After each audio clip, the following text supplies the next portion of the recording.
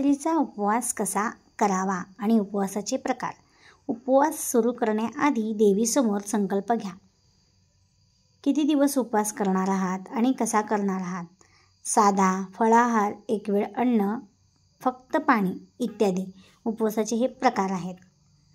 त्यामध्ये पहिल्या प्रकाराचे वर्णन. नवरात्री म्हणजे प्रतिपदेपासून ते नवमीपर्यंत उपवास केला जातो. दुसऱ्या प्रकारात सप्तरात्री व्रत केले जाते. हे व्रत प्रतिपदेपासून ते सप्तमीपर्यंत पाळले जाते. अशा प्रकारे उपवास केल्याने पूर्ण फळ मिळते. नंबर 3. याशिवाय ज्यांना पूर्ण व्रत करता येत नाही ते केवळ पंचमीचा एकभुक्त राहून व्रत करू शकतात.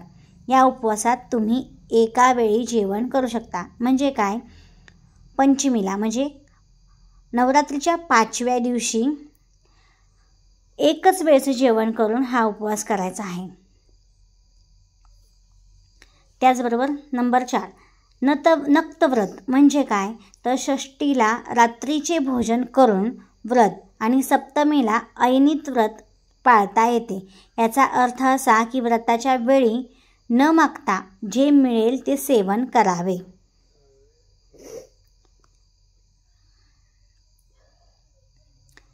नंबर 5. काही लोकांना ज्यांना सर्व उपवास करता येत नाहीत ते सप्तमी आणि अष्टमी आणि नवमीचा उपवास करतात. याला त्रिरात्री व्रत असे म्हणतात. नंबर 6. जे लोक प्रतिपदा आणि अष्टमीला व्रत करतात त्यांना युग्मरात्री व्रत असे म्हणतात. जे फक्त सुरुवातीला आणि शेवटी व्रत करतात त्याला एकरात्री व्रत असे म्हणतात. नंबर 7. घट बसायच्या दिवशी आणि घट उठायच्या दिवशी जे व्रत केले जाते त्याला उठता आणि बसता व्रत असे म्हणतात. नवरात्रीचा उपवास काहीजण अष्टमीला कन्यापूजन करून तर काहीजण नवमीला उपवास सोडतात. देवीला नैवेद्य दाखवून आरती करून उपवास पूर्ण केला जातो. हे आहेत उपवासाचे 7 प्रकार.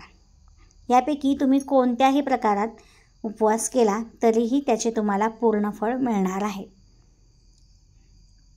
धन्यवाद. कमेंट बॉक्समध्ये जय महादुर्गे अवश्य लिहा किंवा तुमच्या कुलस्वामिनीचं नाव कमेंट करा. श्री स्वामी समर्थ. जय नवदुर्गे नमः.